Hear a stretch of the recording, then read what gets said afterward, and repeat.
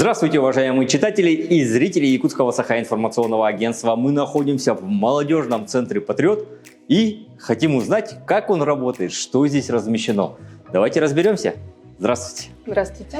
Екатерина, как работает молодежный центр «Патриот»? Молодежный центр «Патриот» открылся у нас в декабре прошлого года. А сейчас у нас уже настроена работа. Буквально с 1 апреля начали работать наши резиденты, которые прошли огромный конкурс и уже заселились в свои кабинеты и творят.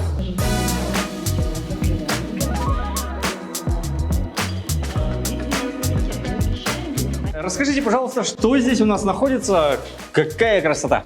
Сердечко нашего молодежного центра, наш атриум. Здесь у нас представлена выставочная зона. Здесь можно размещать картины, все приспособлено. Помимо этого мы можем попасть в конференц-зал. Идет декада архитектуры и дизайна. Фактически на каждое мероприятие здесь происходит смена каких-то определенных локаций.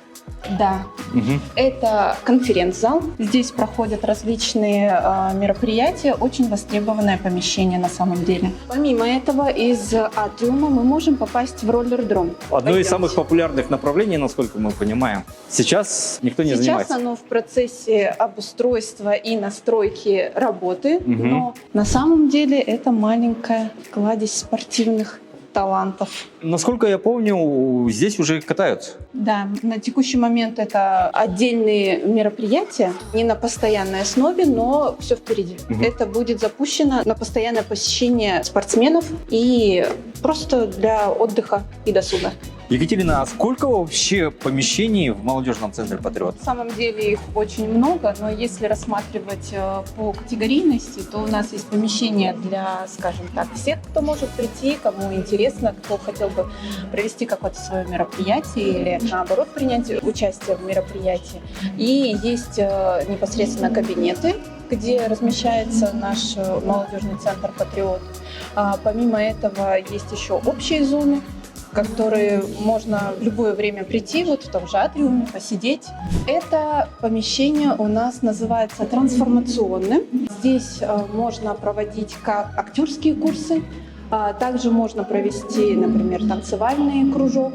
Помимо этого можно просто поставить парты, столы, провести какие-то любые, на самом деле, мероприятия. Есть еще одно трансформационное пространство, в котором можно провести также любое мероприятие. Единственное, что отличие от соседнего — отсутствие зеркал и хореографического станка. Помещение, которое невозможно пропустить. Да, это наша изюминка, наш концертный зал. Здесь проходят дискотеки, концерты, а также форумы, более торжественные мероприятия, награждения. Ну и опять же таки, все, что душе угодно, все возможно провести в нашем зале.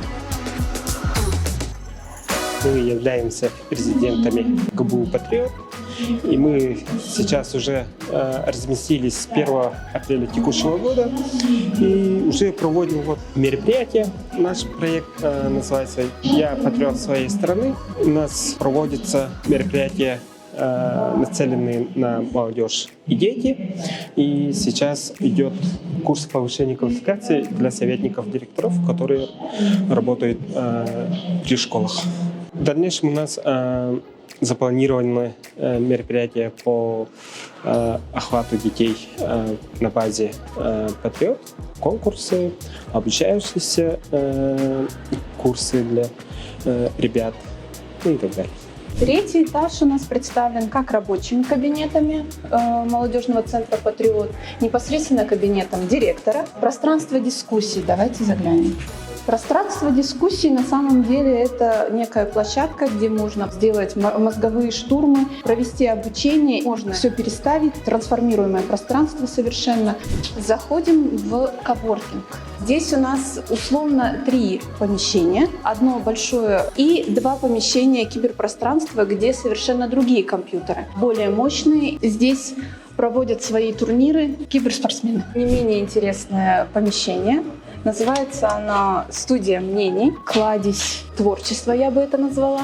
Здесь и резиденты, и непосредственно «Патриот». Любой, кто захочет, может прийти, снимать подкасты, может сделать фотосессию, записать какое-нибудь видео на свое усмотрение и желание. Мне кажется, дизайн самого центра довольно патриотичен.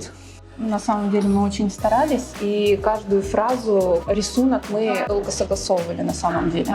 Это крыло у нас представлено изобразительным, скажем так, творчеством. Есть малая мастерская и большая мастерская. В мастерских имеются мольберты. Художники вполне могут арендовать, прийти, порисовать, сделать мастер-класс для молодежи. Далее это наше пространство движений или тренажерный зал для молодежи и желающих. Всем привет, меня зовут Винокуров Гаврил. Мы вот недавно открылись. Тут у нас несколько направлений. Мы работаем на похудение, тонус, масса, набор.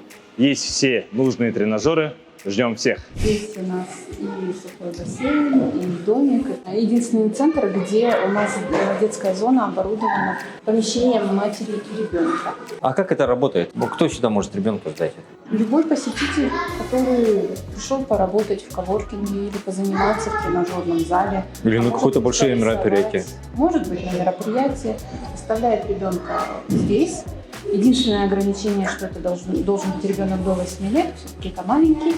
Завершаем мы таким помещением очень своеобразным. Это досуговая комната, которая оборудована различными, мы можем увидеть, настолками. То есть можно сесть поиграть, сдвинуть диваны, поиграть в различные игры, включить PlayStation и поиграть, отдохнуть.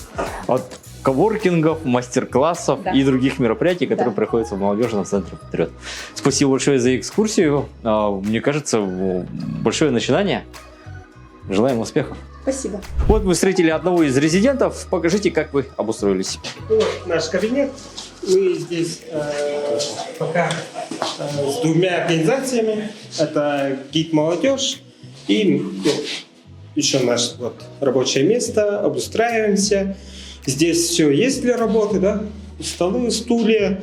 Кроме этого, вот моноблоки, принтеры, шкафы для документации и всего остального. Условия есть. Расскажи, пожалуйста, о вашем проекте. Наш проект направлен на формирование некого продукта, предназначенного для того, чтобы проводить экскурсии в рамках города, ну или близлежащих районов, ну и, соответственно, далее. Так как мы сталкиваемся с тем, что когда приезжают гости ближнего, дальнего зарубежья, да даже в рамках России, честно, некуда сводить людей. Объективно, Ленские столбы – это все заезженная тема, понятно, Синские столбы. А по городу есть куча достопримечательных мест со своей историей. Помимо этого, куча мест сейчас у нас строительного масштаба, где ранее тоже находился какой-то историко-культурный объект. То есть местный туризм локальный. Ну и, соответственно, выездные мероприятия по возможности, по погоде, по обстоятельствам. Вот это наша конечная цель – воспитать поколение, или даже не поколение, создать людей, которые будут делать это профессионально, и чтобы они свои продукты предлагали обществу. То есть человек мог зайти, выбрать за определенную сумму именно какому-то экскурсоводу, ну и так далее. Ну, это связано с историей в первую очередь. Конечно, да. Ну, я сам имею базовое историческое и среднее, соответственно, образование. То есть это не на пустом месте, это мы работаем по профилю.